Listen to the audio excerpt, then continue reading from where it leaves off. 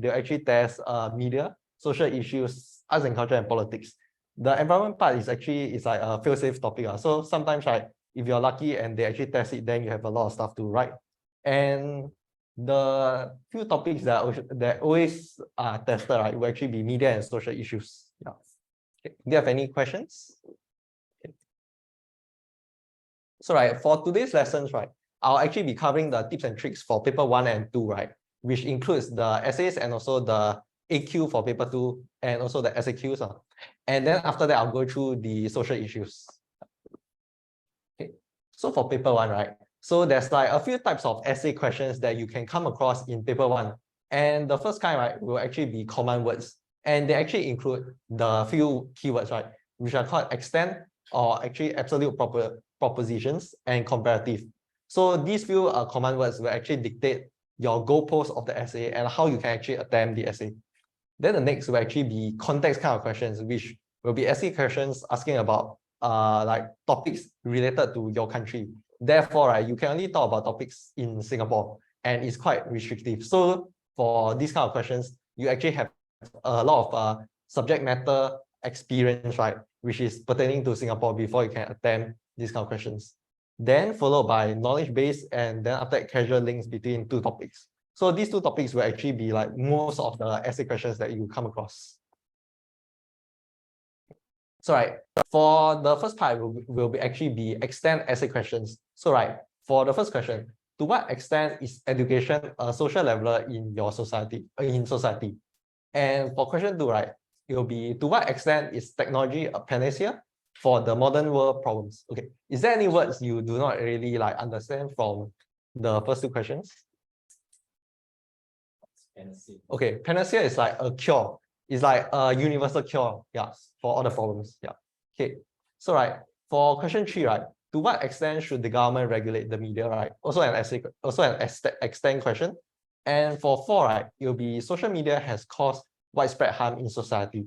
To what extent do you agree or disagree with this? So this is also an extent question.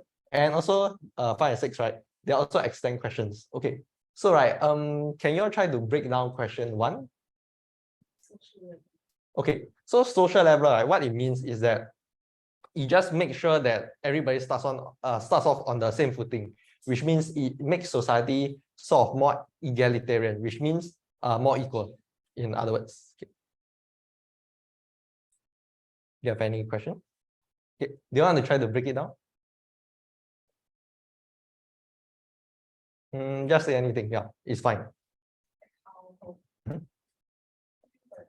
Like what is like the important stuff that you have to take into account, right, before you actually start writing the question?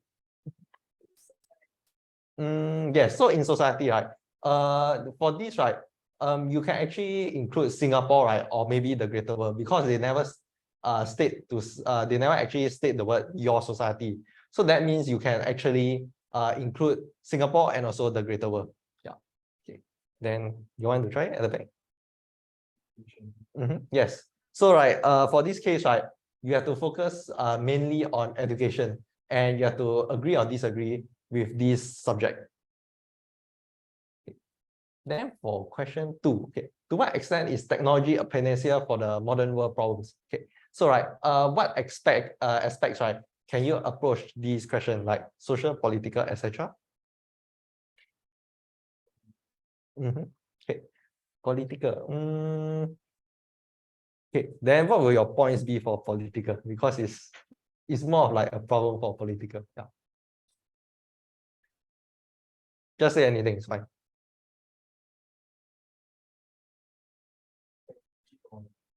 Okay, technology for weapons.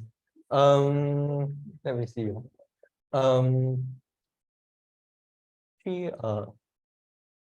Okay, so right, for that, right, you can only argue that it's actually not really a panacea for modern world problems. Yeah. And you can, okay, is there any examples that come to your mind? Okay, nuclear bomb. Okay. For that, right, you cannot actually use, okay, so like nuclear bomb, right, you want to use that example, right? Then in what time frame will you actually use it?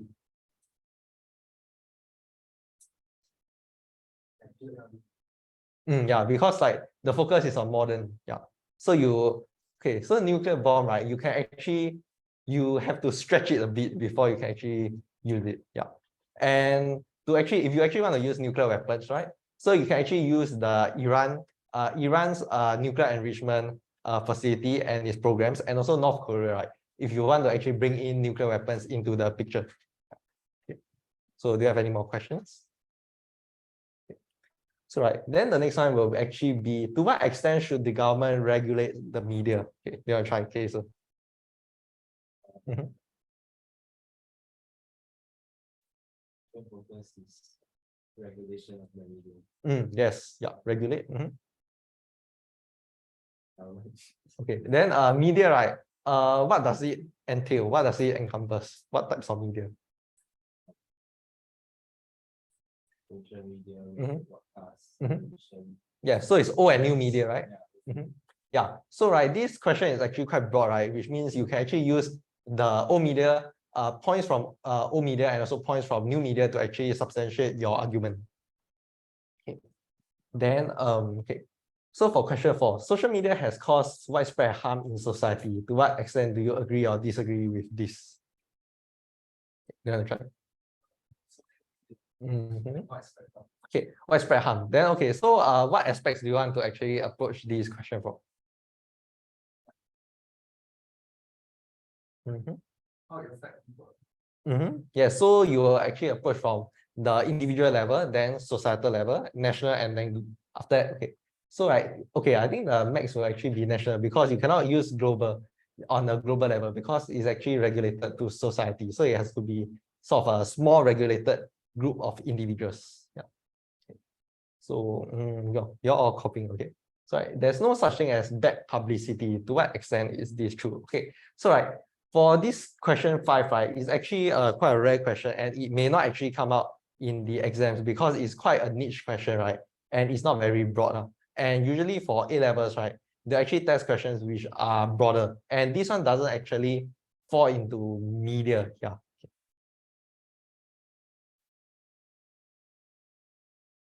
Then I'll be moving on after your finish copying. Yeah.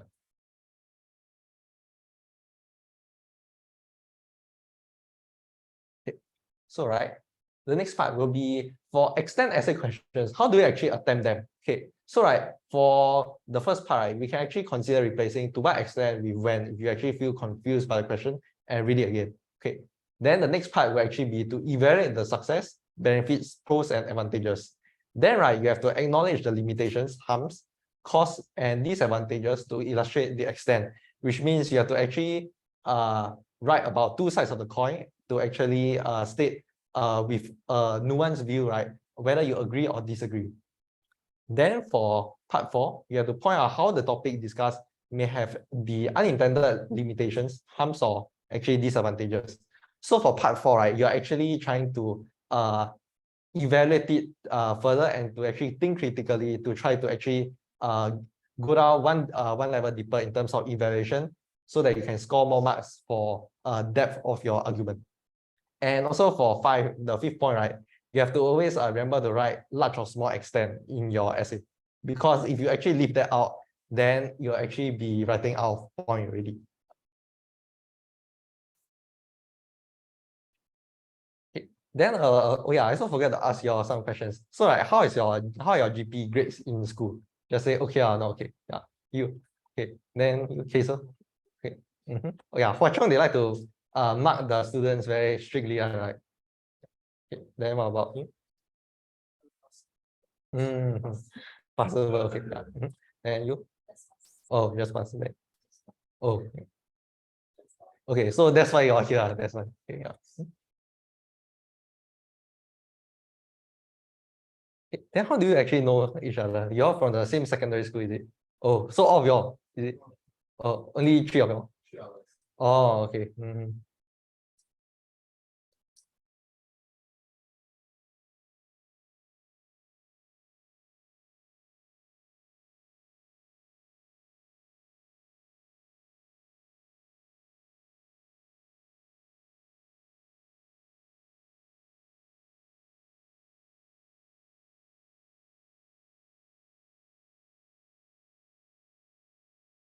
Then your GP exam should actually be just around the corner, right? Before your June holidays, right? Okay. Like when is it, like, roughly? Oh, finish already. Oh, okay. Then maybe that's why you have the time to come down before that you're all mugging, right? Yeah.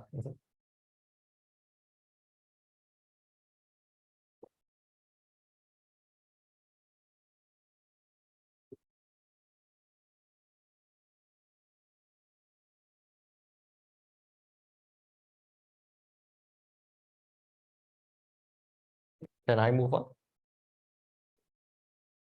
Okay. So right, these kind of questions will actually be the absolute essay questions. So I'm sure, right, you all have come across these kind of questions. Have you all dared to attempt these kind of questions? Okay. Then okay, so all these kind of questions, they are actually quite hard. And absolute essay questions, you have to you have to actually answer it correctly, right? For instance, is violence ever justified? Because it's an absolute question, you have to always say no. Because if you say yes, right, that means you are actually arguing, right, from a very narrow perspective. So right, that means you actually compromise on your breadth marks and depth to also a certain extent. But if you disagree with it, right, then you can actually bring out more points and you can cover a greater variety of perspectives, which can give you better marks. Okay. Then what about have you all attempted absolute essay questions? Okay. Do you like attempting that? Do you like to attempt all these kind of questions, or do you rather extend essay questions?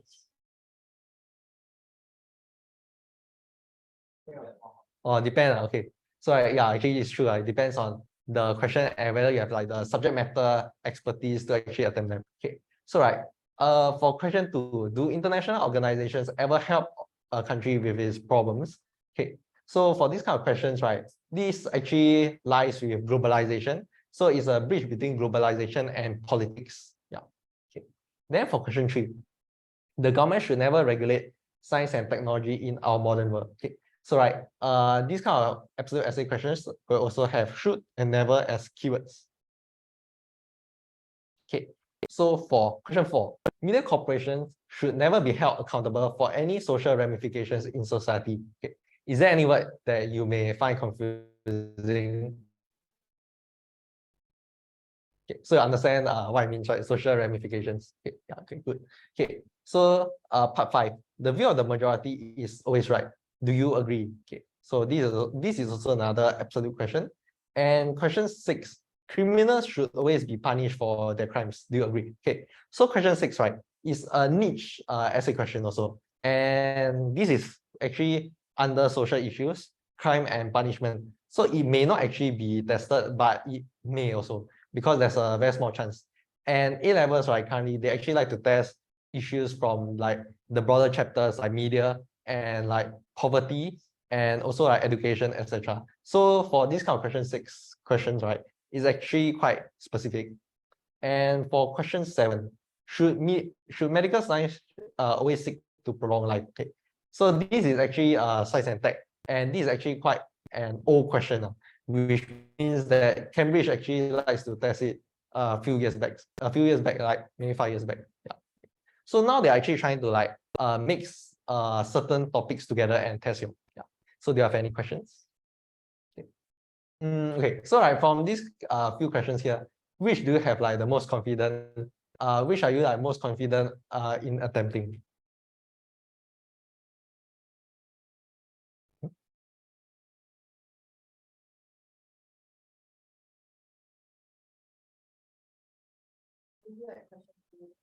Question 2. Okay. So do international organizations, IOs, right, actually ever help a country with its problems? So you can if you actually take history, right, then you can actually write a lot about IOs because they're actually covered in the secondary Sec 3, Sec 4 history. Yeah.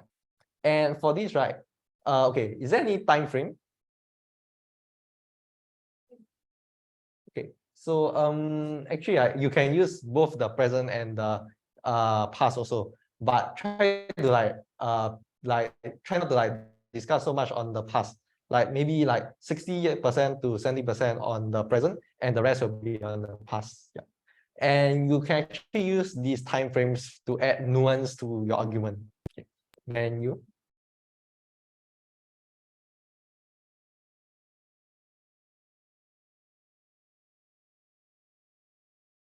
Number 5, the view of the majority is always right. Okay, so can you try any points that you can actually think about to attempt this?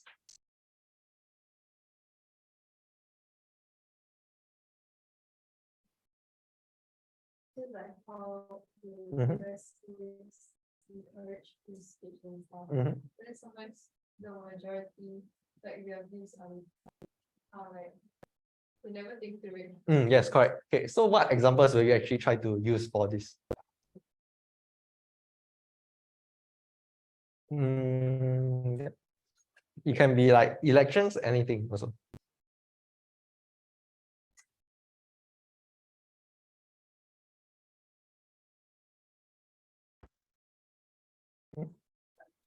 Right? Then also can, yes.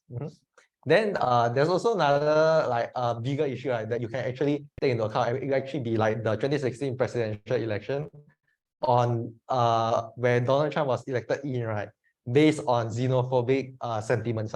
So right, it can also be argued, right, that the view of the majority may not always be right in this case. Yeah.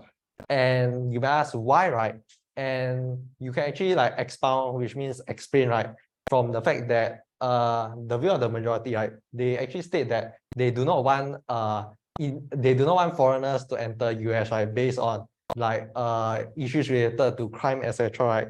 And what you can actually dispel that is that foreigners actually come to the US and they actually benefit the US in terms of jobs, etc., and also bringing high skills and also like leading to a greater GDP in the country. Yeah. Do you have any questions? Okay. Then I'll let you all write first.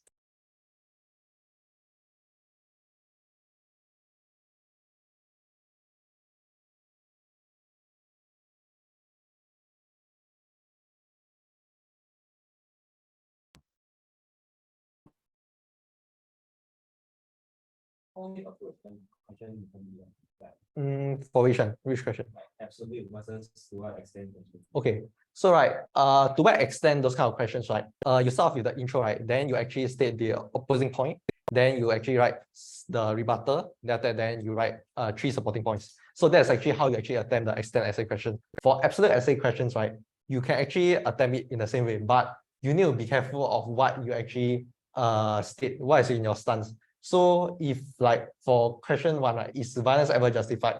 You must always disagree with it. And for question 2, right, do international organizations ever help a country with its problems, right? Okay, so what they're actually stating is that what they're actually implying is that IOs, right, do not really help a country with its problems. So what you have to do is to actually disagree with it. So right, whatever the stance is, right, you have to disagree, right? So you can come up with your points, right, which have to include social, political, economic, etc., or perhaps different levels like individual, societal, and also national points, right? Then you can actually like cover it and argue in your essay. So that okay? How do you qualify such a sounds balance? Okay, so how it actually sounds balanced, right? For these kind of absolute essay questions, right? And extend essay questions, we cannot actually just like find balance. We have to actually agree or disagree, but it depends on how much we actually do. So we actually have to like take a stand, in other words. Yeah. But if you deny that absolute, right, you still stand into that. Like you deny it as but then after that but you still feel that international organizations don't really help. Mm, That's the state one. okay. So you are arguing whether it's like you want to say that IOs do not actually help a country, right? But you just state one rebuttal to it, is it? Okay. Okay. So your overall stance will be okay. They don't help. Okay. So if you actually want to write it like that, right, you have to ensure that you have like enough points, right, to cover like different like social, political, economic aspects. Because if you actually write it like that, it actually may be quite dangerous because it's actually quite because the way you argue, right, will actually be very narrow. Yeah. You may actually like come up with like the points which may be around like the same ideas. Yeah. That's why most people actually disagree with it and come up with other reasons. but that is still possible, right? If you have like enough subject matter knowledge, right, to attempt these kind of questions. Yeah. Do you have any more questions? I'll go next. Okay, so for absolute essay questions, right, keywords should always be should, always, ever, never, must, or, none, every, and only. So right, we always see should, always, and ever, never also. The rest, right, will actually not be very often will not be seen very often. And also, right, for what I actually advise you, right, is to actually try to disagree with it, right? So you can actually bring out more points, right? To actually attempt this essay. Yeah. But if you actually want to agree with it, then you need to have enough knowledge to actually try to like attempt it. Yeah. But the safest way is always like disagree and you come up with your other points.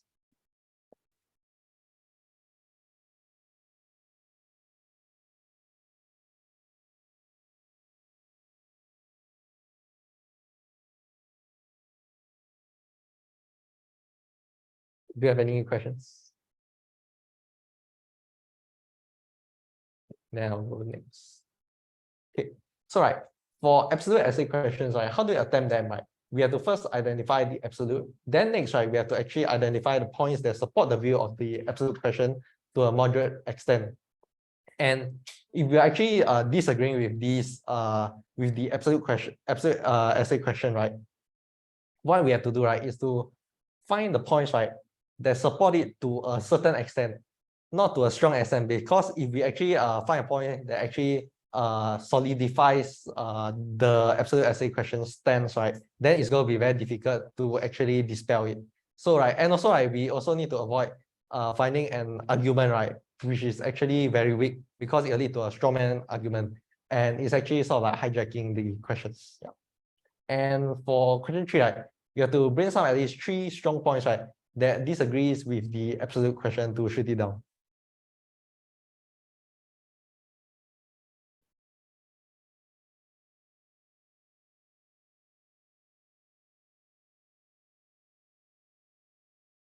Then do you have any other like methods of actually attempting? Like, do you want to like feedback? Like, how do you actually usually do it?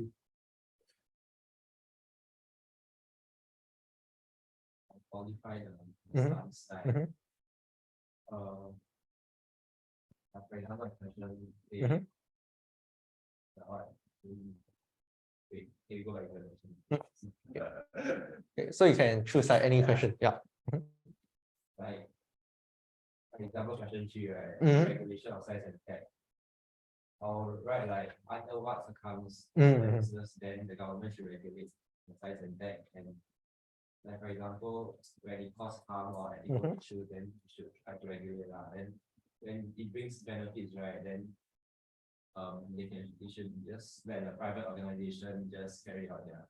Yeah. So that's more of like a nuanced view where you actually insert conditions, right, where the government should actually regulate and when they actually should not regulate science and tech. Okay, good. Okay. And let me go here.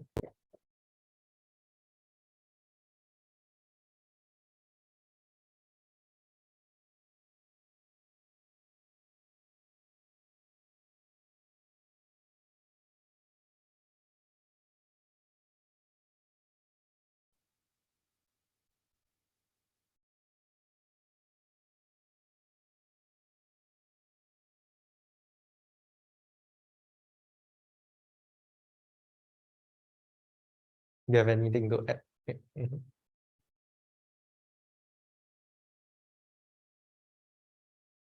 Then I'll be moving on. Okay, so the next part will actually be comparative essay questions, right?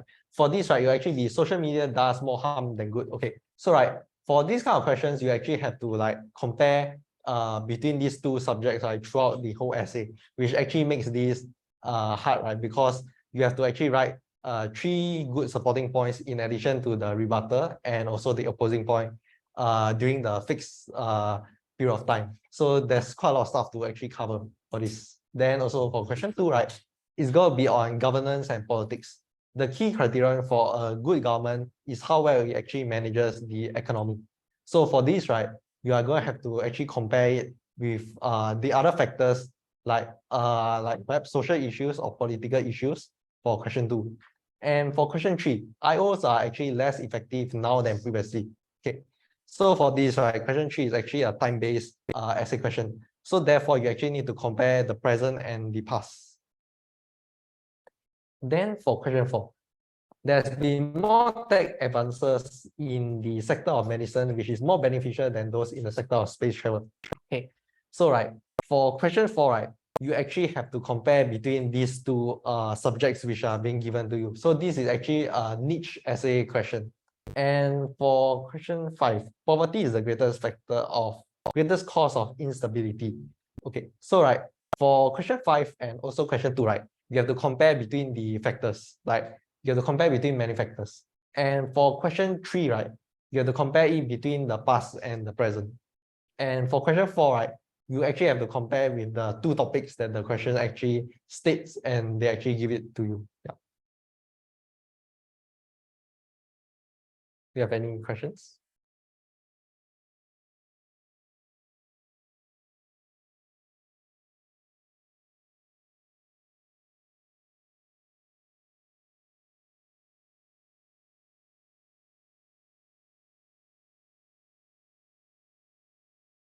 So do you all like attempt comparative essay questions in, okay, yeah. May I ask why? A lot of stuff to write, is it? Yeah, that's very true. Yeah. Then also, you have to always compare. Mhm.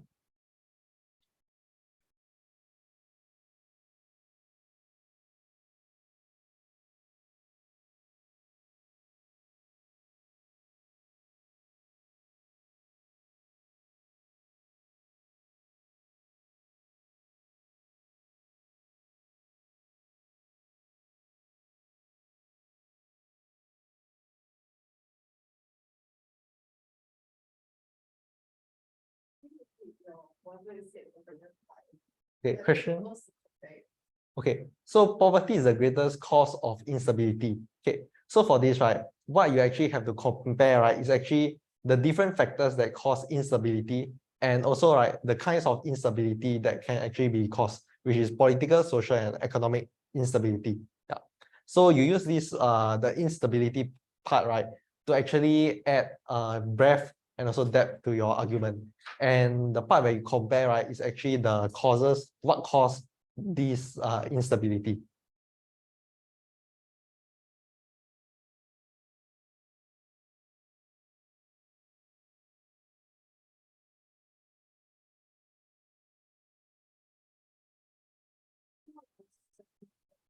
Mm-hmm.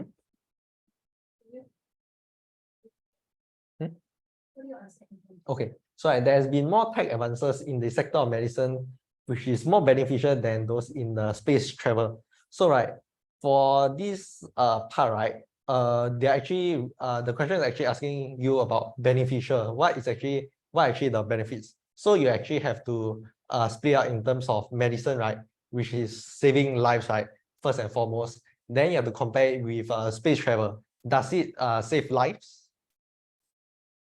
Okay, not currently it doesn't actually save lives, but it has the potential to actually save humanity, right? And you can actually like state that it allows people to migrate and also colonize Mars, for example, which is Elon Musk's dream. So right, you can actually state from the saving of lives perspective, and also right, the next part will actually be economic perspective.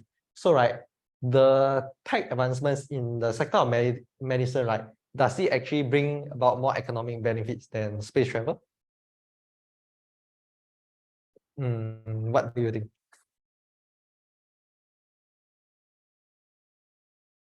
Yes, correct. Because why? Because right, for medicine, you can actually bring up the issues of vaccine, right?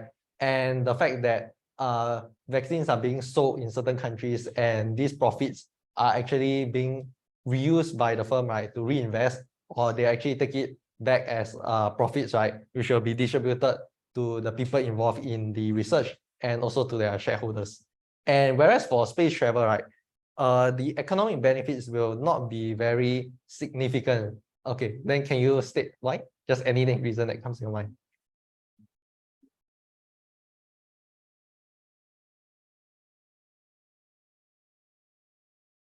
just investing money in Mhm. like research and development. So it's like blue skies research. And you may ask, what is BSR, blue skies research? It just means investing a huge amount of money, right, into all these endeavors, right, which may or may not actually yield credible and actually tangible results. Yeah. Which means that there is actually no absolute like results that can actually be benefits. Yeah. Okay. So right, for this, right, you can actually say that the space travel, right, is actually very the demand for space travel is very small, because there's a very few people who actually want and can, right, afford to actually go to space. Yeah. Okay. So do you know like who are the individuals who manage to use their own money to like enter space? Yeah. Okay. Okay, so one of them will actually be Mars, but he actually didn't actually go out to space. He just sent his Tesla car there, and he's actually looking for space travel. Then, okay, so do you know another dude called Richard Branson? Okay. Oh, you sure don't know? Okay, cause he actually got into a quarrel, right, with Singapore's one of Singapore's minister. I think it was K. Shanmugam. Yeah, he was actually stating about the death penalty and stuff, right? Then K. Shanmugam actually invited him to come over to Singapore to actually debate. Then he just said that no, thank you. He just said that Singaporeans themselves should be debating for more nuance, all this stuff. So in other words, I think he was like pretty scared he actually lose the argument. Yeah. Because Singapore's government actually offered to pay for his economic class SIA flight over, but he's a billionaire, so he will actually bother. Then there's also another. Do you know Jeff Bezos? Okay, so Jeff Bezos actually owns Virgin. I think is okay. Actually, I think it's not Virgin Galactic. Virgin Galactic is actually owned by Richard Branson. He owns another one called Blue something. Yeah, Blue Origin. Yeah. So he actually went to space also. Yeah. And they all actually use their own money to actually like enter space. So that can actually be sort of a form of space travel, which means they just got to the atmosphere, spend maybe 1-2 hours up there, and then they just come down.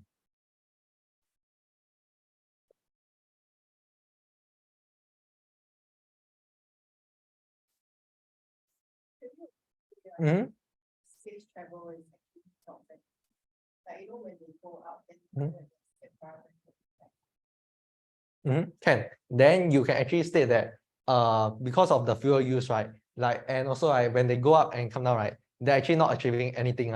And this will actually lead to greenhouse gas emissions. They bring in the environmental argument. Also can.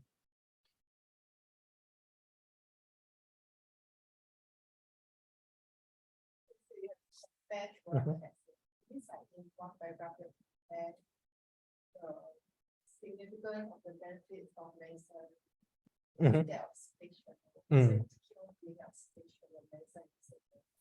travel. Yes, yeah. So your points should actually be, it should actually have a certain form of comparison between the points, then also the elaboration, and evaluation has to have the most amount of comparison. Yeah.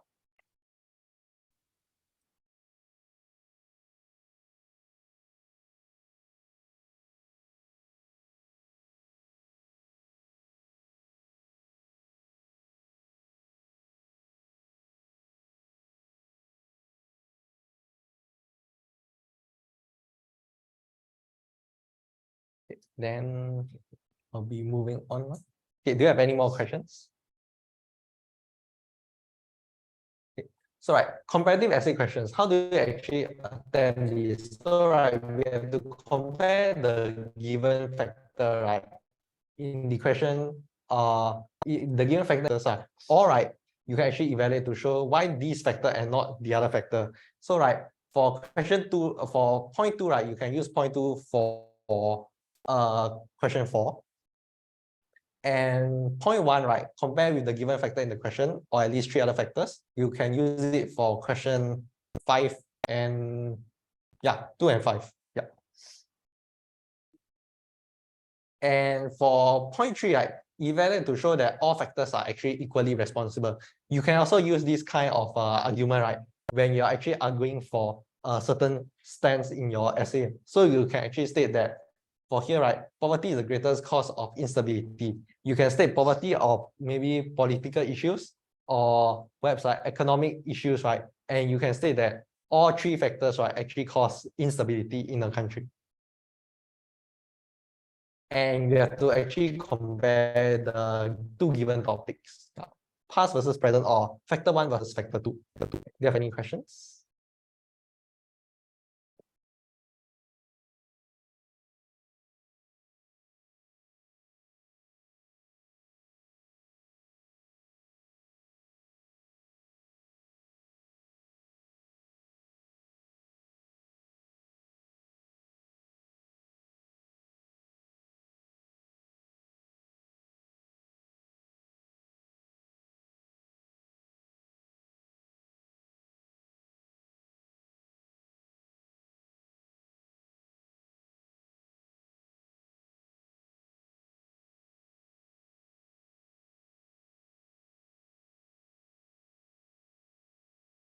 So now in school, you are like revising already, right? So you're finished all the stuff, you are just like spamming essay questions and also complete papers, right?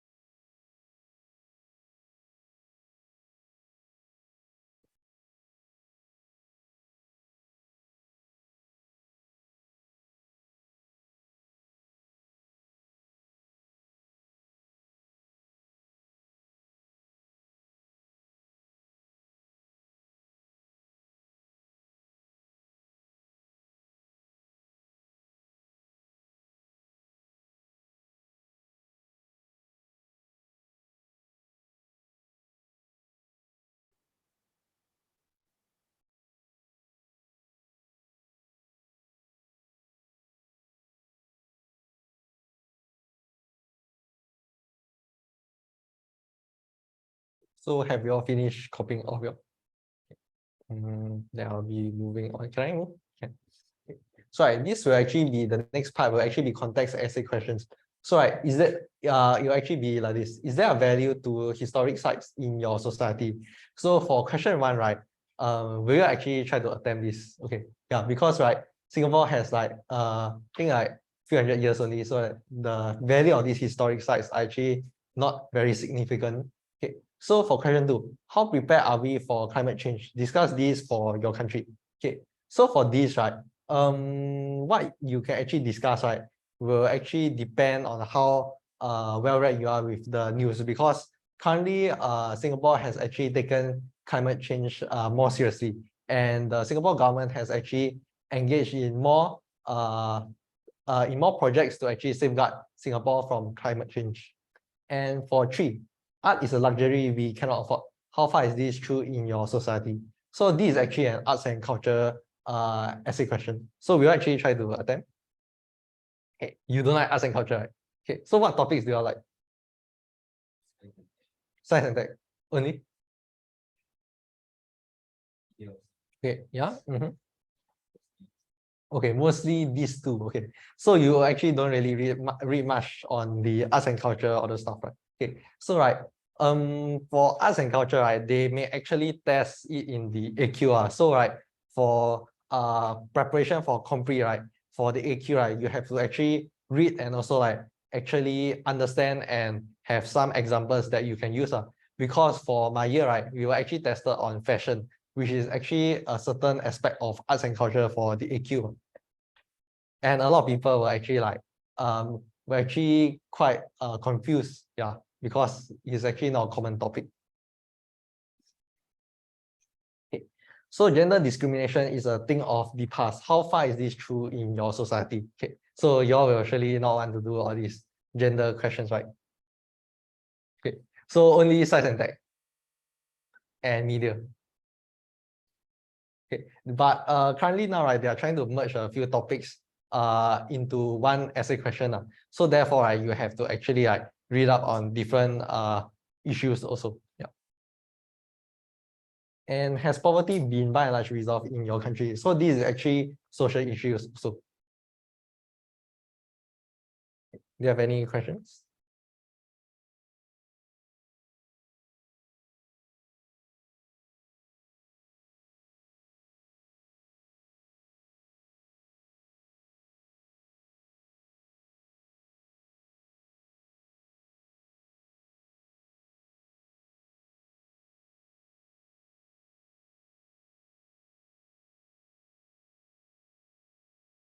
Then your what topics do you like to attempt?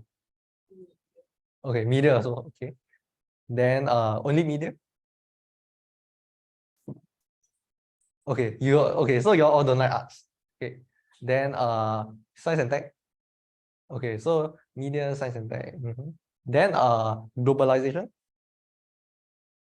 Okay. Globalization can actually be an interesting topic. So if you all like want to you all can like read up a bit on it. Okay, then what about you? Oh, okay. Most examples. Okay, just make sure it's not example driven essay. Yeah. Okay, so when you actually attempting it, right? So you actually come up with like the examples right before you actually attempt it, right? But for your examples, you have to like keep it short, right? And focus the bulk of your argument on the evaluation. Like you have to evaluate and link, right? How the example actually links to the elaboration. Because the elaboration should actually be describing the point. And the evaluation should describe the example and link it to the point. Yeah. Then the link is just the one line task there for all this. Then what about the two? Yes. Huh? International relationships. Huh? Oh, okay. So it's like globalization and all the stuff. Because you say international relationships, then I was like, what? Yeah, never mind. Okay. So that means you must be very well read out on like the international affairs. True. Yeah. Because GP is quite a lot on examples. Yeah. Okay. So talking about examples, right? When you actually come to writing, right, remember the rule of three, right, which means that examples you actually use, right, should actually be from 3 different regions of the world. So you can actually pick one from US, one from Europe, and one from Asia, which can be Singapore or China. So if you want to pick 4 different regions or 5, right, it's actually up to you. It's also better. Yeah. And usually, when we write essays, we actually try to ensure that each paragraph has like 2 examples or 1 case study. Yeah. And try not to repeat the examples in other paragraphs. Okay, case study, right? It's like instead of like stating like the example like perhaps like 2016 presidential election or maybe Cambridge Analytica scandal. Are you aware of the Cambridge one? Okay, so instead of stating like Cambridge Analytica scandal, you just like evaluate more on like what happened, which means that Meta, once known as Facebook, actually sold I think a few million profiles of the Facebook users to a third party, which then use it for like nefarious activities and also like interfering in the elections, etc. Yeah. So you actually have to like describe more in depth into what was actually done and what actually occurred. Then you actually link it to your evaluation and elaboration.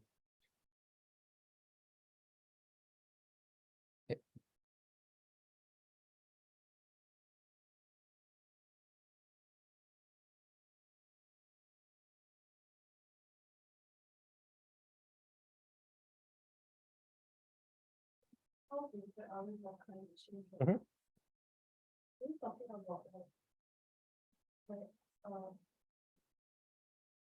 how we're helping to minimize the slowdown climate change or how we are protecting ourselves from climate change. Okay, so it can actually be how prepared are we for climate change?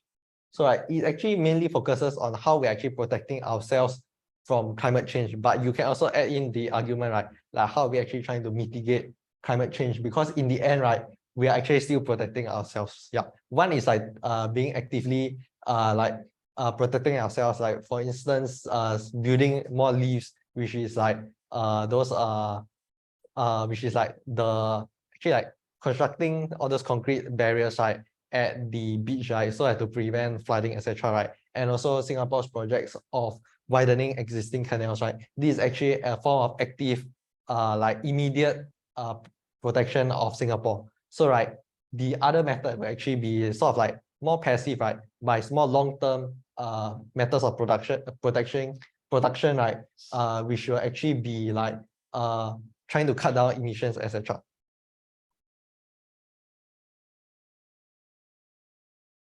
So you can actually use both sides to actually explain.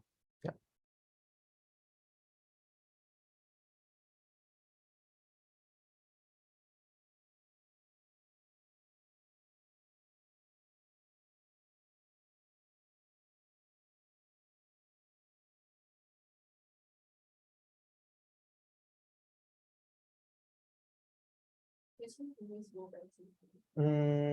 Yes. Yeah. Then I'll be moving on. Okay, so right, how do you attempt all these kind of context essay questions, right? We have to always state an example of case study which is actually related to Singapore. And we can only state points which are pertinent to Singapore. So if you actually have points, right, which may actually be pertinent to Singapore, right? So right, in that case, you can actually still use it, but you have to link it to Singapore's case.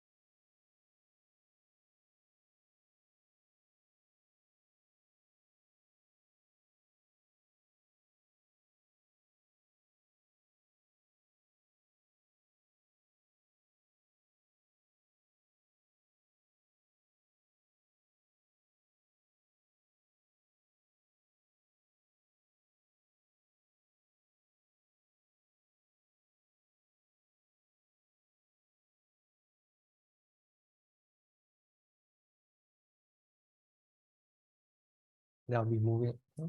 Okay. So right, knowledge-based essay questions. So right, all these will be to what extent is the pursuit of continuous economic growth, right, a desirable aim for any country. So for these kind of questions, you actually have to have like knowledge on it. So in other words, I'll be going next. Okay. So how do you actually attempt this? Just read on current affairs and use case studies and examples effectively. So then I'll be moving. You want to take a picture or something because okay. So I'll move on. Okay. So for the essay structure, right, you have to introduce, right? So for when you're actually starting the introduction, right, you have to describe the overview or the trend, right? Or you can actually like memorize the code and actually use the code lah. But usually we don't actually use the code because we have to memorize. So right, then after you actually state the trend, right, we have to summarize the points that we're actually going to use. So for people who like to use examples first, right, you have to actually think of the examples, then you actually have to brainstorm the points. Then you actually use the points to actually write the overview of what points you are going to use in the essay. And this actually includes the opposing point, rebuttal, and the 3 supporting points. Yeah. And then after you can state with your stance. Then you can actually start your opposing point, rebuttal, then 3 supporting points and conclusion. Okay. So usually, how many supporting points do you actually write? 2 only. Okay. Okay. So if you want to score better, you have to write 3, because 3 adds like it'll be broader and also you can actually explain more. Yeah. The rebuttal is the evaluation. Like rebuttal can be like another of your supporting point, right? In other words, because rebuttal, right, is actually opposing, is actually shooting down the opposing point. The evaluation you evaluate all 3. Which one? The evaluation? Evaluation. Okay, for which part? You need to evaluate all of them. Yeah, evaluate all of them. Within the paragraph. Okay, so like in other words, it's like opposing point, you write the opposing point, then elaborate, then example, then evaluate and link. Then you repeat this PEEEL, right, for all the paragraphs. Yeah, how do you evaluate that? Sorry? How do you evaluate an example? Okay, so for that, right, you have to actually explain the example, right? And you have to find the link between the example and the elaboration, and you have to like explain, and then after that, right, you have to state how it actually is related to like the overview or the things happening in society. Okay, so okay, I need to use one of the questions. Okay, so right, for this, right, for instance, how impartial are IOs, right, in resolving misunderstandings between parties? So right, for this, right, okay, do you want to agree or disagree?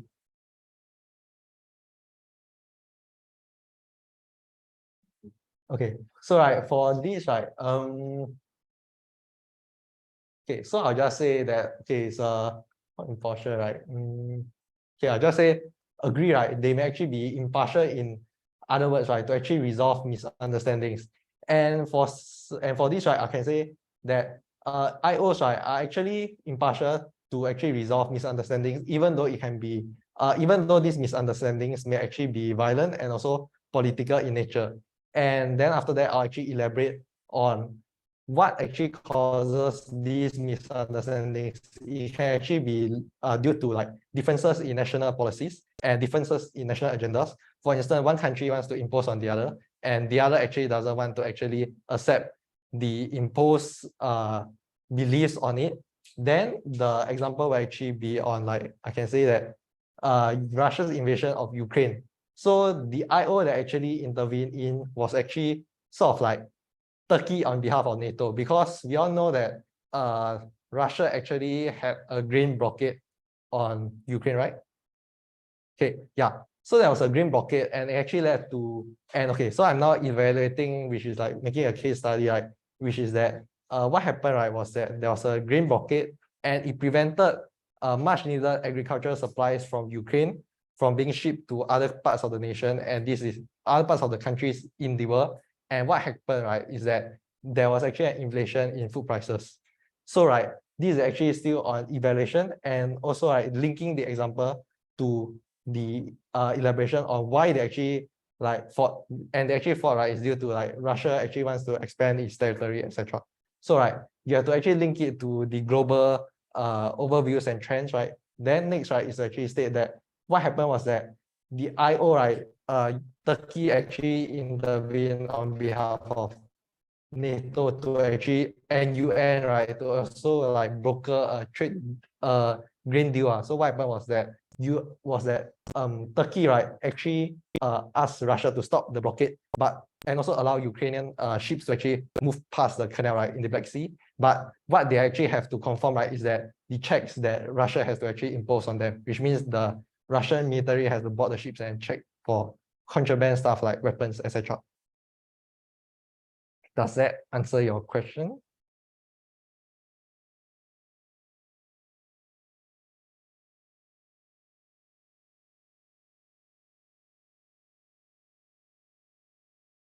So let me move on. Okay. So I'll be moving on to paper 2. Okay. So for paper 2, right, there are actually a few types of questions we can actually find. The first will actually be paraphrase questions. Next will actually be inference, and then after that, metaphor explanations.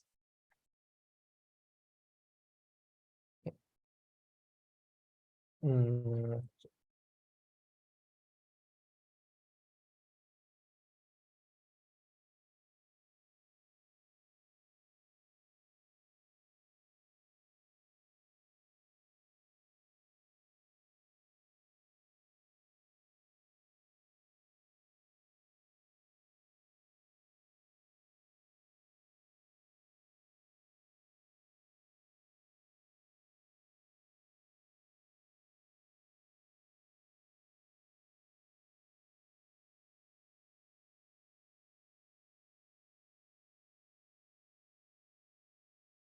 Now we moving on. Okay, so right, for this kind of paraphrase question, right, some examples will be explain what the author means, what is the author implying, and why did the author state all this. So right, for these kind of questions, how do you actually attempt these questions? So first, right, we can paraphrase words, which means word for word substitution, which means we can actually use synonyms, right, if we actually try to actually paraphrase meaning. But for paraphrase words, right, we just replace the words. And there's also another way we can actually attempt it, which means to infer between the lines and like try to like find out what the author actually means, and just phrase the entire argument. So right, for the third part, we actually be change from active voice to passive voice or vice versa, which means we actually change the sentence structure. Okay. Then for paraphrase meaning, we just use synonyms and explain what it actually means and summarize the examples. So right, for your comprehensions, right, sometimes the author may actually state a bunch of examples, and then after that, they may conclude with a link. So right, what happens is that we actually have to summarize these examples and state what the author is actually postulating, which means what the author is actually stating. And we can also use antonyms to explain. So right, using antonyms to explain, right, that's your last resort, because it's actually explaining the meaning, right, which is opposite to what the author actually means. Do you have any questions?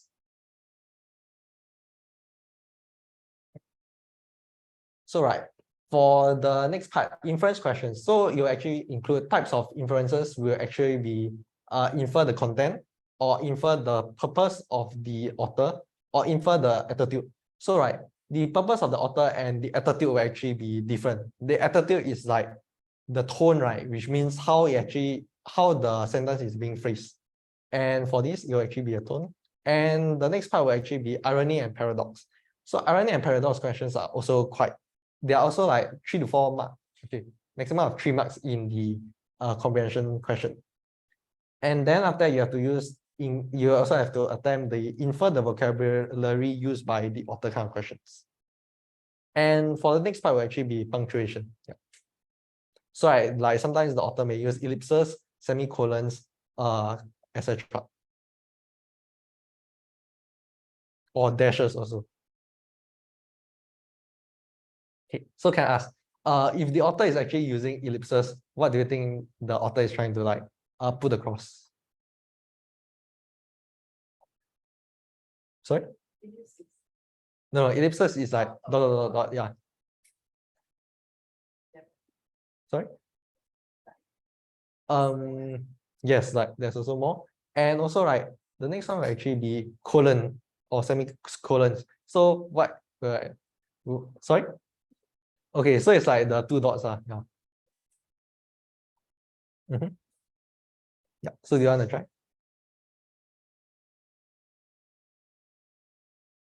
Just state anything that comes to your mind. Be something. Yes, can. Like to do something. Then also there's also the most common one, which is dashes. So what do you think the author is trying to put across when they put a dash?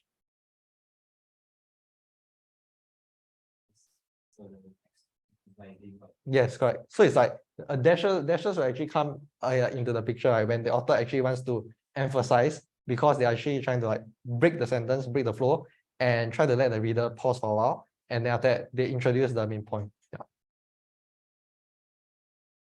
Now go next. Okay. So right, how do you actually attempt these questions? So right, usually right is to highlight and to emphasize. And for point 2, right, it can also be call for action and to galvanize, which means to call for support. And it can also be to criticize and condemn. And for 4, right, it can also be to enlighten and educate. Yeah, but usually right, for dashes, it actually be emphasized. Yeah. And also right, for part 5, right, is actually on the irony and paradox questions. So right, what we actually have to do, right, when we attempt them, right, is to state the expectation and contradict it to reality. And we have to actually highlight these contradictions. Do you have any questions?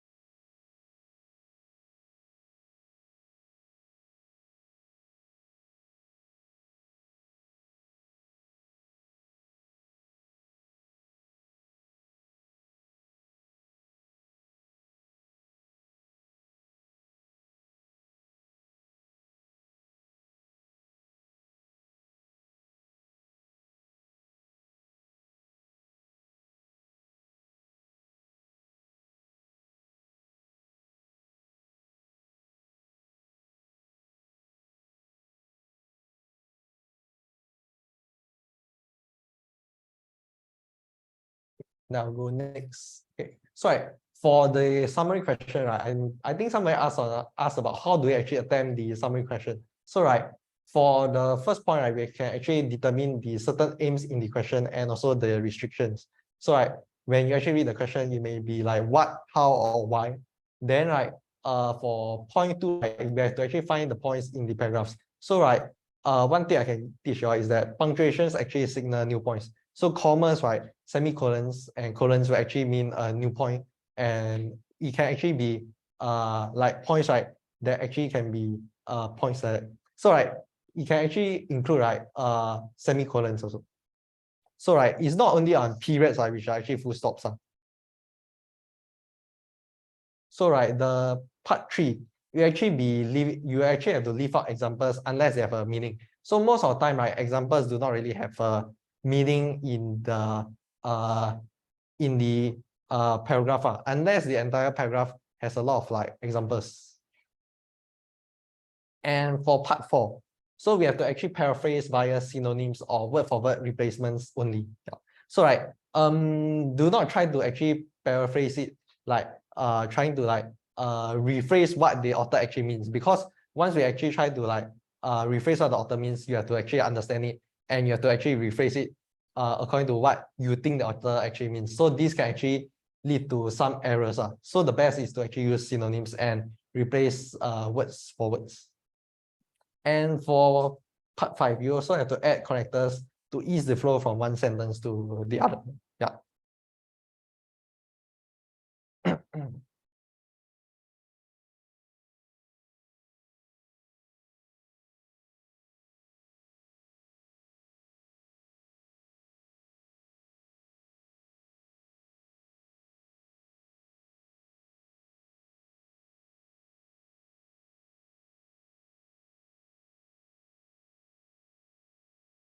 So have you all come across like paragraphs with a lot of like examples?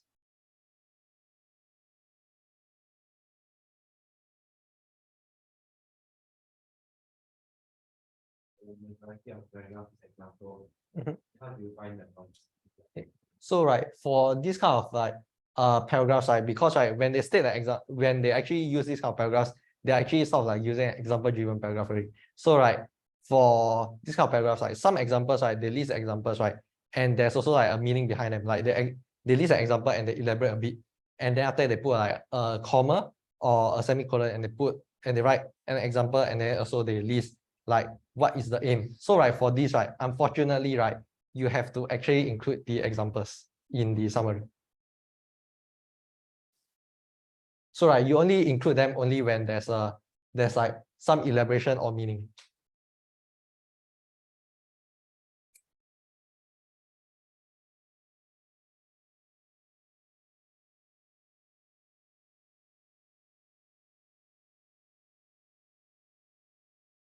Write an example now. What's like example very hard to paraphrase. Yeah, so right, for this kind of like examples, right, like sometimes they may actually give you an example which is like some scientific related term, right? So for those kind of examples, unfortunately, you have to write it down. Yeah. Unless right, the examples can be actually be grouped into some certain aspect of like perhaps like science and tech, right? Like for instance, like medical science, etc. Right? Then if all the examples can be grouped into that, then you can actually state medical science and something. So for examples wise, you have to find what is the common topic. And if it's all like very abstract, different topics, then you have to unfortunately like restate them.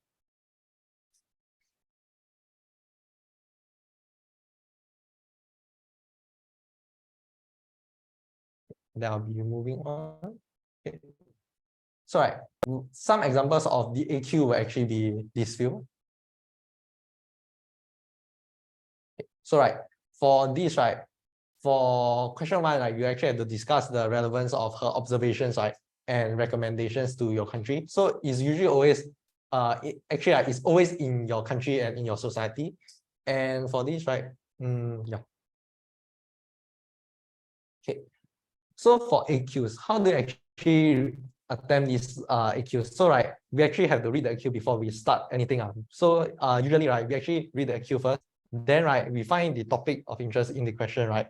Then we actually when we're actually reading the text, then we pick out complete sentences to actually quote. So right, when we're actually picking out complete sentences, right, we cannot just pick out like perhaps a few lines right between certain commas, because it actually doesn't work like that. We have to actually cite the entire sentence. And so right, we have to actually pick out a lot of points, right, a lot of sentences, right, throughout the whole text, right. And then after that, right, we actually have to go through elimination. So we eliminate the points, right, that we actually do not feel is strong enough, and we actually eliminate the points, right, which may not actually be good enough.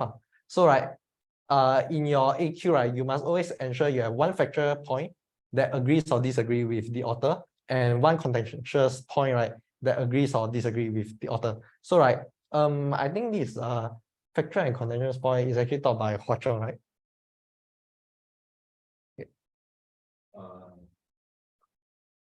Because last time I saw their answer scheme and they actually stated factual and contentious.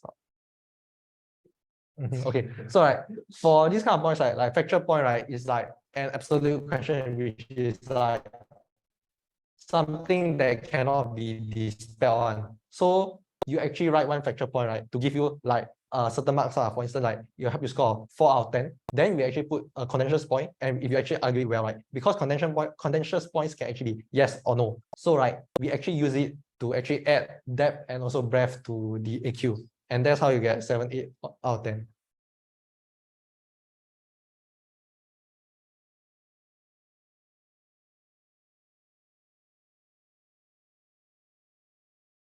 Okay. So right, some people may actually write 2 contentious points, right, in the AQ, but for that kind of approach, right, it's not really recommended, because if the student actually doesn't explain one contentious point well, right, then that means that they actually will not get the 8 out of 10. And some may actually try to write 2 or 3 factual points, but the factual point doesn't actually have much high weightage of marks. Example, like factual versus contentious one. Okay, so right, factual versus contentious. Okay, so for here, I think I don't have the example. So right, so for factual, right, you actually have to find out the points, right, that actually state that something is true. Like perhaps the sun rises in the east and west, all this stuff. So it's something, right, that cannot be dispelled. That's the main idea. They understand that part. Okay. Then for contentious, right, it's actually related to arguments and views of the author. Perhaps they say that, for instance, Singapore is actually ready for climate change, etc. So that point, right, is actually a contentious point because you can argue.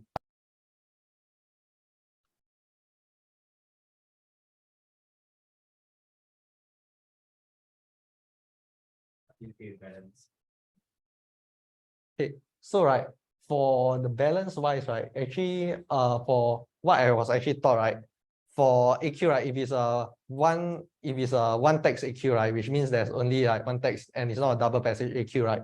So for that, I'll just completely agree or disagree. Then in the conclusion, right, I actually write perhaps an opposing point, a very short one, and with a small rebuttal before I conclude off. Yeah. And for this kind of like single passage AQs, right, I'll actually take a one-sided stand. But for double passage AQs, right, I'll put agree or disagree for the factual point. Then I'll state an opposing point for the contentious point. So it's to actually ensure you have like 2 different points. But your second last paragraph, right, should always be something, right, that you agree. You should always have a stance, right, which means if you agree in the contentious point, right, it has to match the introduction where you also say that I agree to a certain extent of what the author states. Yeah. So you're agreeing to the point on the author. Okay, so right, you're actually agreeing to the author, and you're actually using this point to state why you actually agree to it. Yeah, for contentious. And for the first paragraph, right, which will actually be factual in most cases, we're actually using the point, right, to state why we actually disagree with the author. So we're actually not like agreeing or disagreeing with the points. We are using the points, right, as substance to actually agree or disagree with the author.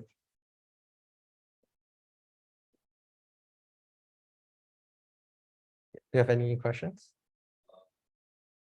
How do you make your introduction meaningful? Okay, so for that, right, introduction, right, there's actually no marks given for introduction for AQ.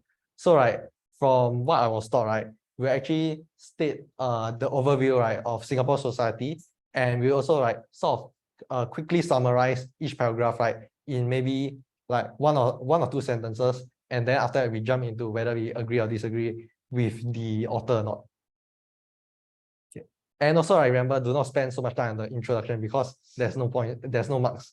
The majority of the marks will actually be factual and the contentious paragraphs, and also the ending, which is the conclusion.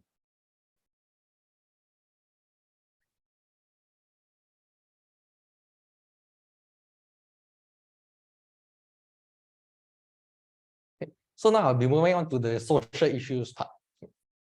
So for this, right?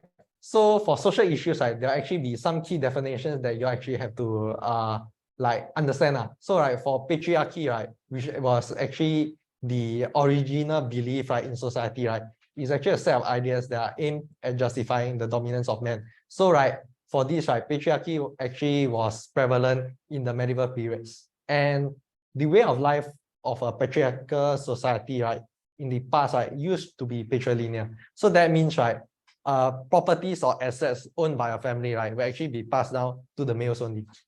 But now it's actually different.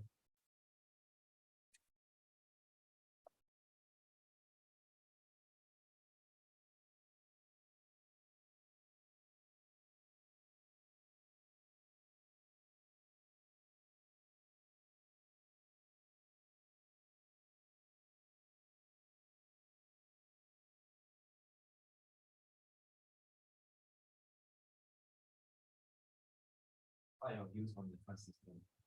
Oh, India's caste system.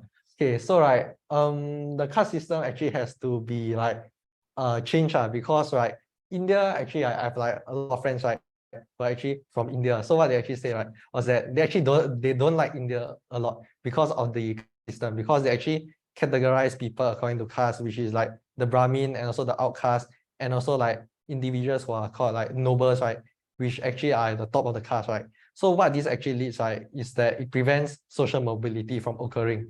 So what happens is that for this, right, it is actually detrimental to India because they prevent individuals, right, who actually may be capable enough from like ascending the pyramid, right, the caste system, and this is actually bad for India. How incentivize the top of the pyramid to change the caste system? Okay, so for that, right, currently there's nothing much that can occur because India, right, they are actually, even though they're actually ruling on a democracy-based system, right, under the BJP, right, Narendra Modi, right, is actually changing. So he's actually cracking down on the liberties, and you can also take into account the fact that he passed the Muslim citizenship law last time. So right, what he is actually doing, right, was to actually sort of like crack down on the liberties and to safeguard the elites, right, and safeguard the entire government from any change. Yeah. So they actually ruled by the elites and they actually don't really want change. Yeah. So like a form of change that can only occur is like Arab Spring uprising, all those stuff, and the Hong Kong protest democracy, which currently now cannot occur because the people. Changing the caste system is very few. Yeah, in fact, currently, right, it's impossible. Yeah, because like everybody is like very poor, and that's like the last thing they want to change.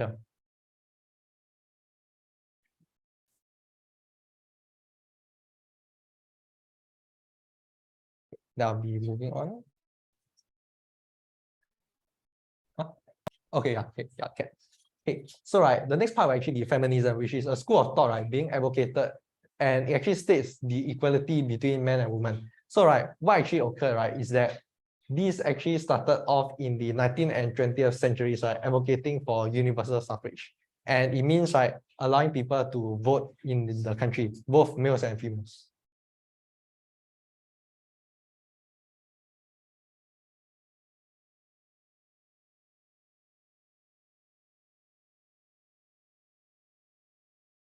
All right.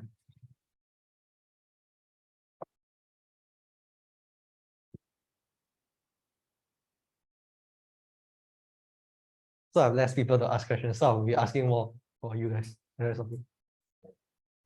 Yeah, why are you so quiet?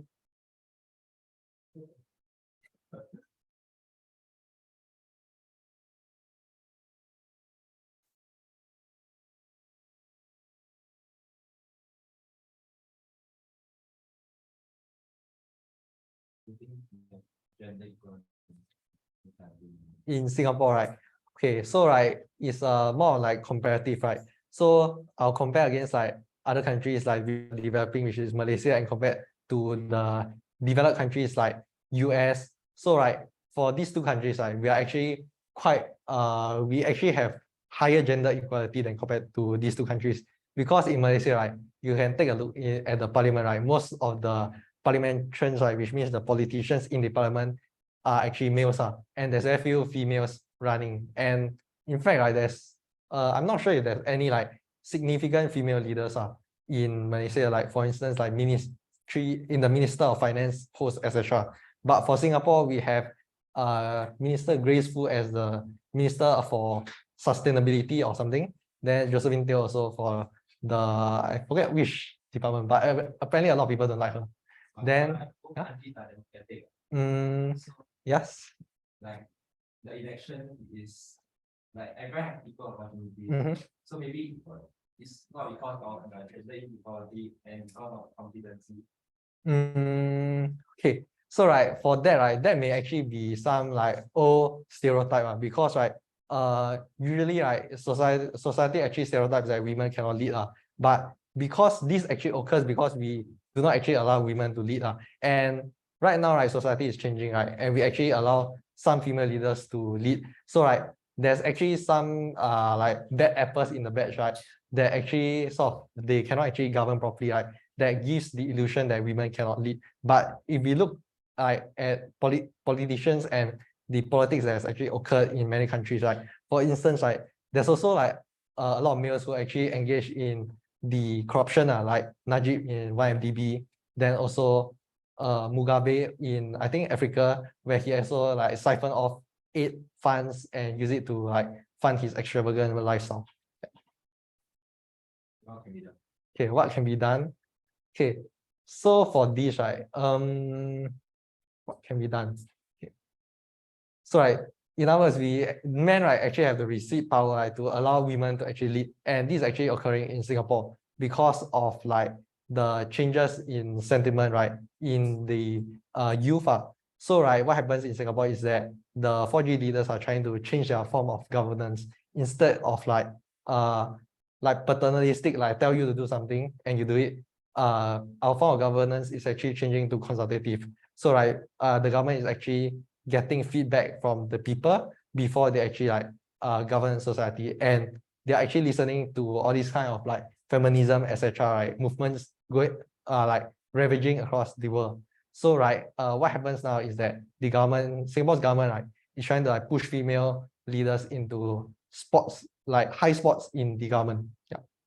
And also like Halimah Yacob as the president. Like the one is his only choice left. So oh yeah, true, but it's like to a certain extent, because like they actually manipulate the stuff and change the rules, so that we cannot really like use that as an example, but we can actually use the Grace Fu as the Minister of Sustainability, and also Josephine Teo, etc. However, right, I'd like to add, right, that Singapore's gender equality, right, is not as equal compared to like countries in the Nordic region, because in like Switzerland, etc., Sweden, all those countries, right, they actually like sort of like espouse a lot of like feminist ideas where they actually have equal number of men and women in the parliament, and they actually support it. So right, they're actually more westernized than Singapore. Yeah. I'll be moving on. Okay, so right, how has gender changed over time? So right, gender was actually strongly linked to scientific classification of sex, but now right, because LGBT actually changes.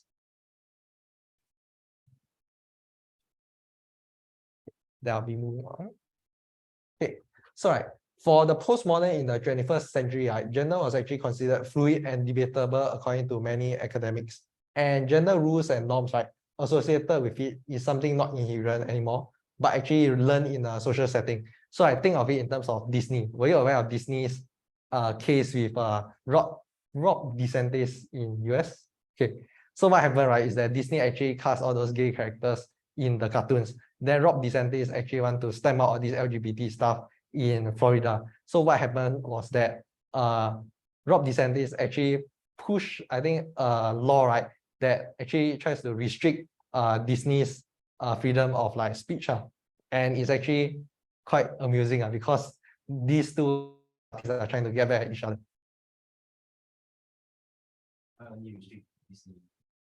Okay, so Disney, because Disney is a media mogul, MOGUL, so it means that Disney is very big, it's a powerhouse, right, in terms of media, because Disney is actually like bigger than Warner Bros, etc., right?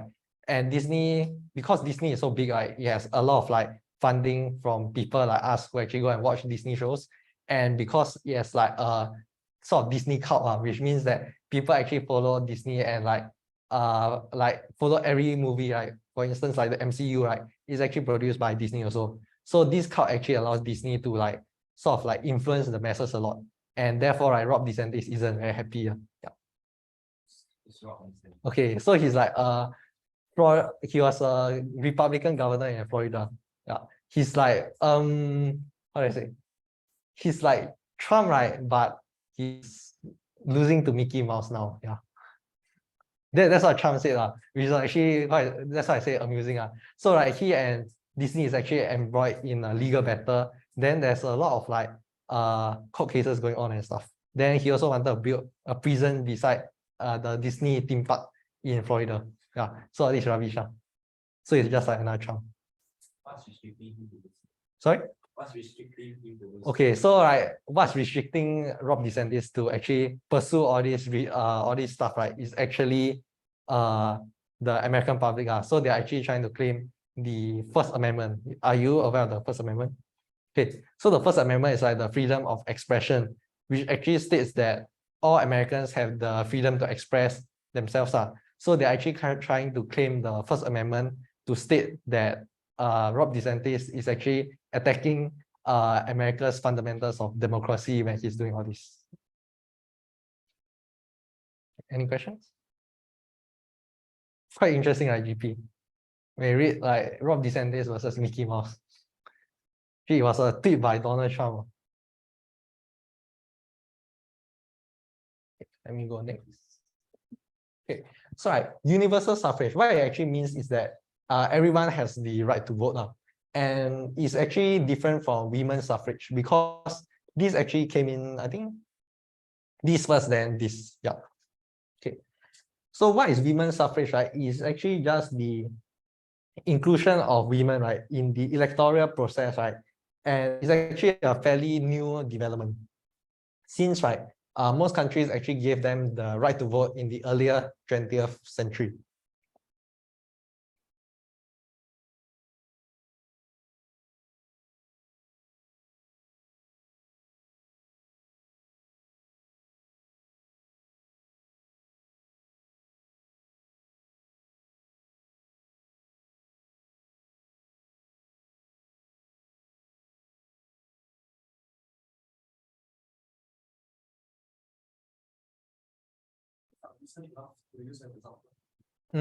Okay, this is actually not really like examples. These are like the ideas like universal suffrage, women's suffrage, all this.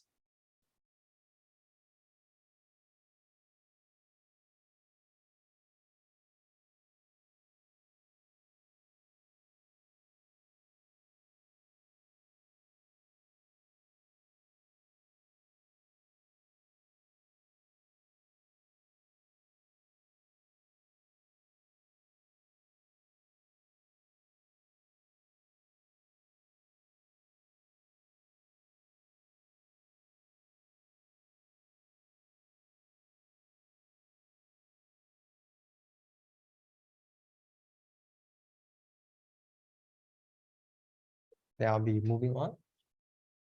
Can I move on? Okay. So these are actually some of the key dates you all actually don't have to write or just understand, right? So this is actually for your information. So in 1893, for New Zealand, it was actually the first self-governing colony in the world, which actually allowed women the right to vote in parliament. Then after in 1903, the first independent nation, Australia, allowed women to actually vote in federal elections nationwide. Then it was then after UK. So UK, even though it's actually very westernized, it was actually one of the last few. Then after 1947, it was Singapore. And after 1949, this was actually a convention, right, to actually try to eliminate all forms of discrimination against women. But actually, this one doesn't actually work. Okay, next. Yeah. So, right, why is universal suffrage so important? So, right, for the first point, right, is actually it just forces the governments to be more consultative in terms of governance and ensure that the needs of the populace is actually being met. And for part two, right, is to allow for an expansion of democracy. So this is actually why universal suffrage actually came about, because in the 1950s, right, the West was trying to actually combat communism, which is actually running contrary to the democracy. So they are actually trying to get any idea, right, to export it to the masses to get people to support democracy. And for part three, right, is to permit all members of society to run for office. So this is to like make the country fairer. Do you have any questions?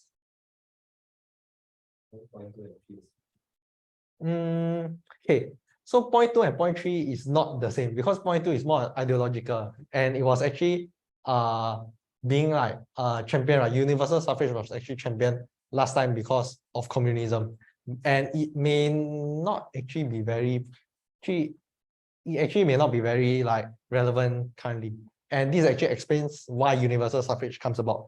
But for part 3, right, this is actually still very applicable now, because right, for part 3, right, it actually allows both males and females to run in politics for an election. So that means that both males and females will actually be given the same equality, and they're actually sort of like equal before the law and in the country, right? So right, this is actually sort of like trying to make the country right more westernized, and also make it more embracing of like all these new ideas like feminism, etc. Does it answer your question?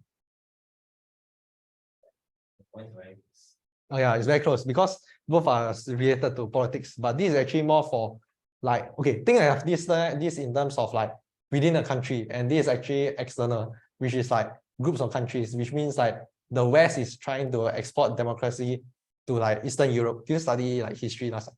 Okay, maybe that's why it's difficult, because right, last time there was like the West, right, was trying to actually stop communism from being spread. So right, they're actually trying to use any method, right, to sort of like get countries to support them and to actually like export democracy abroad. So they actually use this, like allow women to vote, all this stuff.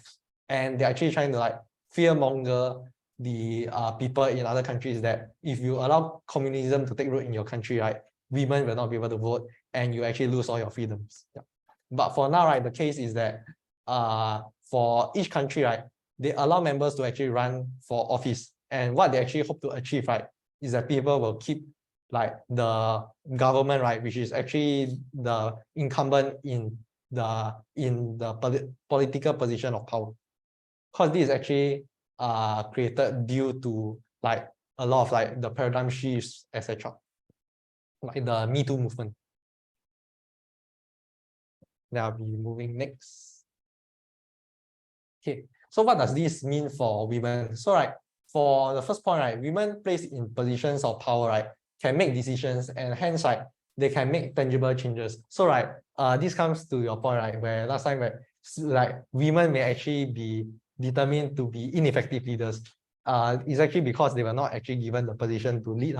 So now we're actually letting women lead, right, to actually sort of like prove themselves.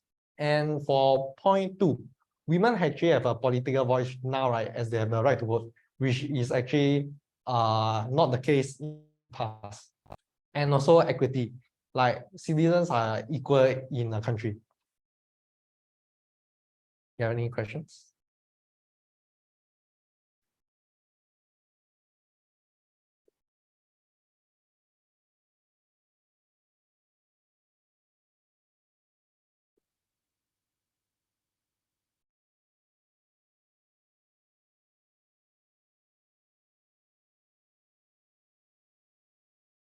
Yeah, we moving on. Okay. So right, what can we actually learn from the female political leaderships? So right, what is actually occurring in Singapore and the greater world, right, is that progress is actually slow and marginal, which means that why I say this, right, is that because, right, like we don't actually see a lot of female leaders in politics like across the world.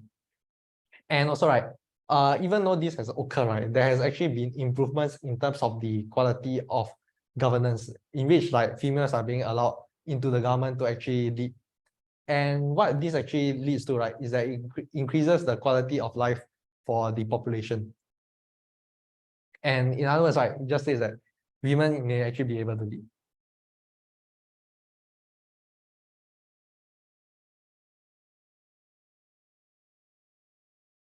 The systemic discrimination. Like Singapore or Yes, I guess. okay. So right, Singapore, right, systemic discrimination actually still occurs, like when it comes to race, for instance, like I think we all know, like for that, because like there's also like microaggressions, like you and me, we all will have this kind of like ideas, yeah, that certain races are supposed to be at doing certain stuff, but in the world, right, it's actually present, and it's actually quite prevalent. For instance, you can take the US, there's a lot of systemic discrimination. Like when it comes to like insurance, right, they only allow like maybe the whites to get in, to actually go for healthcare, right, to actually seek treatment, because they actually think that the whites in US are actually employed, and they actually have insurance to cover for the fees, and they actually African Americans or Mexicans, right, they will actually just automatically like try to refuse them from like being admitted to the hospital. And this was the case, right, during the COVID pandemic. That's why, right, during the COVID pandemic, the percentages for the death rates, right, for the Hispanics, which are Mexicans and South Americans and the African Americans, were actually higher than compared to the whites. And also, right, it can also be present in terms of education, and also, right, in a lot of other parts also. Then I'll be moving on next. Okay. So, right, some notable females actually revolutionizing the world, right, will actually be this few. So I'm sure you all recognize some names, right? Okay, Jacinda Ardern was actually the PM of New Zealand, but she actually stepped down. Yeah. Then after that, it was Angela Merkel, and then after that, Malala. So Malala was actually known, right, for championing the rights for the females, right, in Afghanistan and the Middle East to actually study. And she was actually shot by the Taliban. Then next one will actually be Greta Thunberg. And this next one will actually be Margaret Thatcher. She was actually one of the first women, right, to be elected as PM, right, in the Commonwealth countries, yeah, for UK. And what happened, right, was that she managed to solve a bunch of issues, which was actually high inflation and high unemployment when she actually took office. And Amanda Gorman, she's actually not very like famous, because she isn't actually a PM, or she isn't as like vocal as compared to Greta Thunberg, but she actually like sort of like tried to push for the education of girls. And Ruth Bader Ginsburg, so like you all may not actually like know who she is. She was actually one of the judges sitting on the Supreme Court, right, of the United States, when she passed away, I think 2 or 3 years ago. Yeah. So she was actually one of the first Irish women who was actually being elected, actually not elected, being chosen by the president, right, to actually serve on SCOTUS, which is the Supreme Court of the United States. So, right, for Angela Merkel, do you know what was one of her notable political events? Okay, so right, how she actually got so popular, right, was because she said that Germans, right, they had to sort of like atone for their sins in like what happened for World War II, and she's actually still fighting to actually try to get the international audience, right, which means the various countries, to actually sort of like empathize and also like accept Germans' apology. So what she actually did, right, was that she opened Germany to many refugees in the Middle East, and she actually stated that she will actually try to help as many people, right, as possible, by offering them asylum, political asylum, and also a place to actually settle, right, in Germany.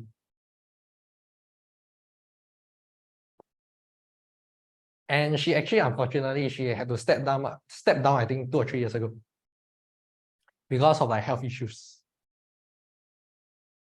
I'll be moving on next. Okay. So here are some roles of the expectations that women are expected to actually fulfill in society. First, you'll actually be a mother. Then second, will be a wife. Then third will be homemaker and also breadwinner. And after that, now it'll be a caregiver also. So women are actually being like expected to be more, to actually take on more and more roles in society right now.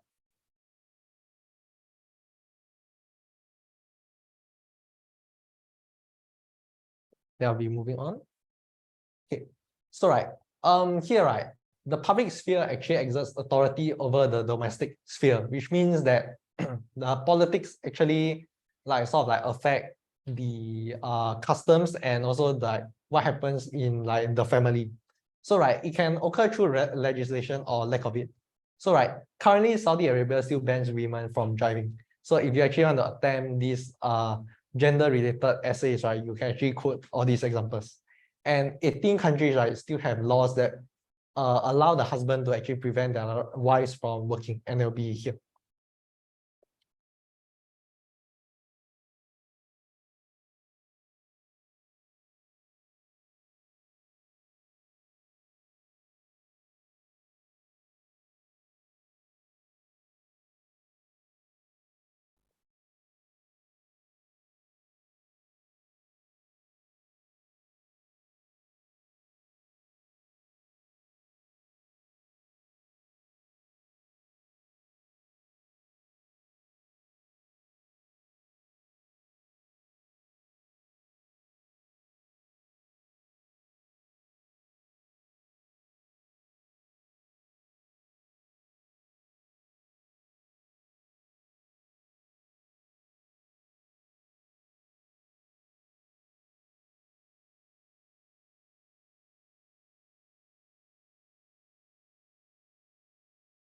So you don't really have to copy all these now. Just copy the few examples which you want to state and use in your essay.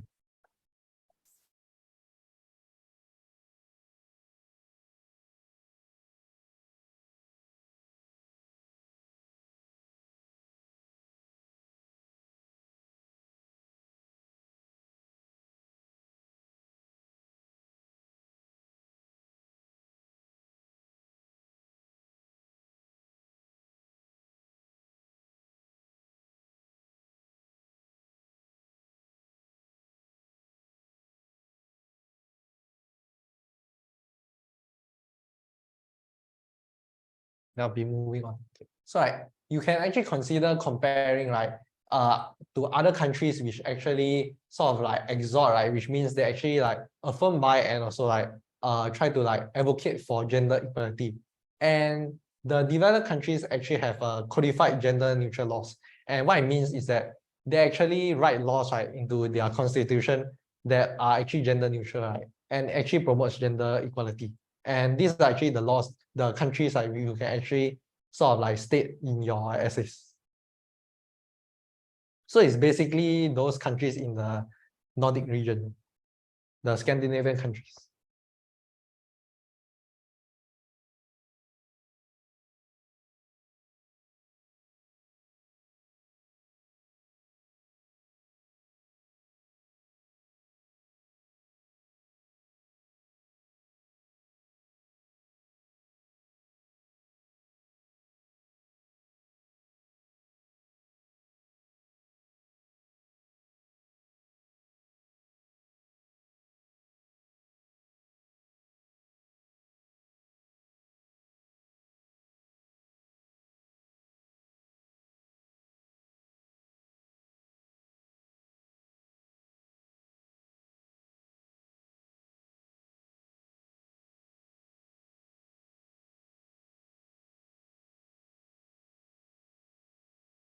Then I'll be moving on.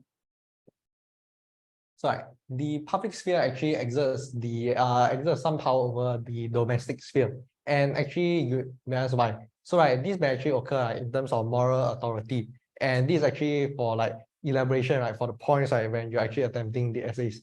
So for certain countries where religion has a lot of authority, these individuals, right, will actually abuse their power to ensure that men are actually still dominant, and they actually allow the taking of child brides in certain places.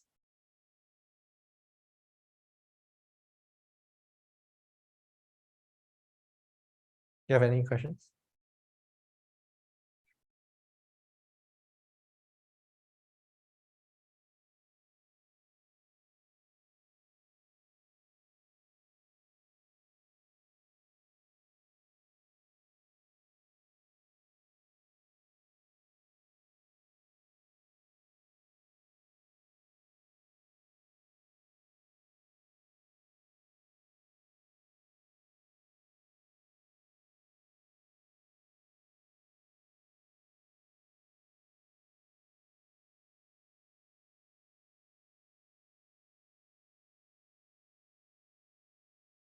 I'll be moving on. So right, for this part, it will actually be that the institutions are actually male dominated. So it was actually already biased from the start. And this will actually be like the examples, right, where parliaments are actually dominated by males. Yeah. So you can actually choose like a few to actually like use in your essays.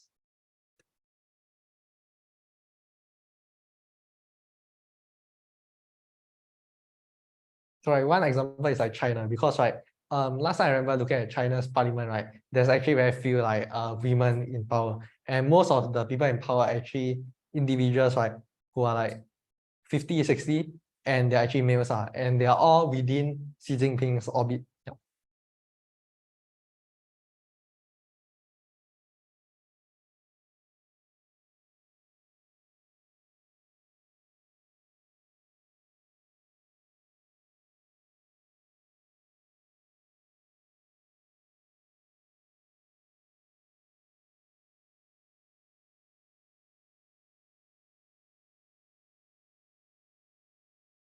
Yeah. I'll be moving on next. Okay. So right, this is actually like the second shift. So right, from a study done in 1970s and 1980s, right, this is actually some like explanation. A concept was actually used to describe the additional work that women actually have to do.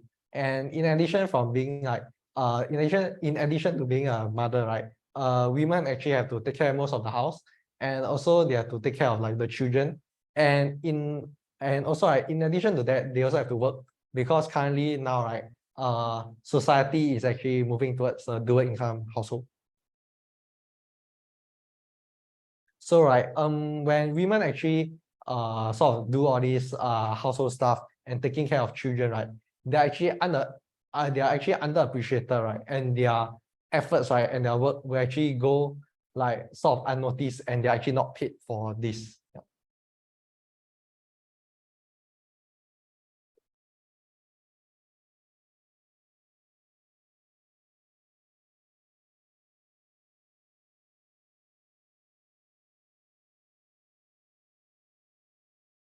So I'll be moving on. So right, media versus women. Okay, so right, this one, the essay questions can actually sometimes like sort of mix media and women actually together. So right, what actually occurs is that values and norms, right, that dictate the treatment of women, right, is a product of power differential within society. So those who are actually in the upper echelons of society, right, will actually sort of actually try to like preserve their position and also push down women. So right, in most patriarchal societies, right, men actually wield the power.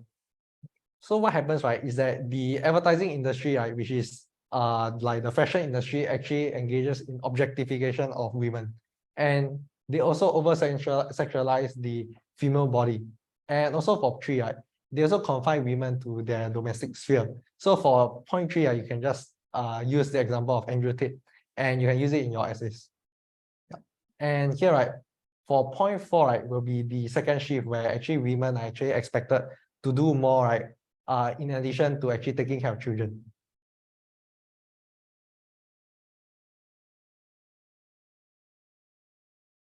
Do you have any questions?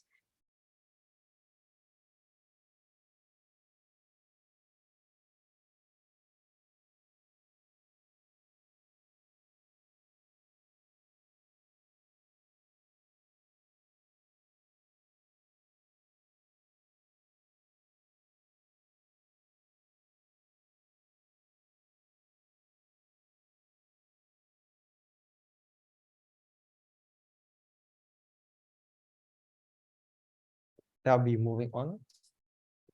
So why is media representation of women so important? So there are actually psychological consequences for girls and women, which include anxiety about appearances, feeling of shame, eating disorders, and lower self-esteem, and also depression. So eating disorders, were you aware of Brooklyn? Okay, you all didn't read the news on Brooklyn, right?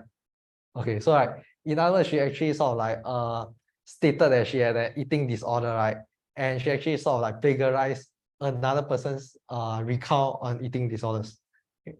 So this is actually the sexual objectification actually contributes to a harmful gender stereotypes that actually normalize violence against girls.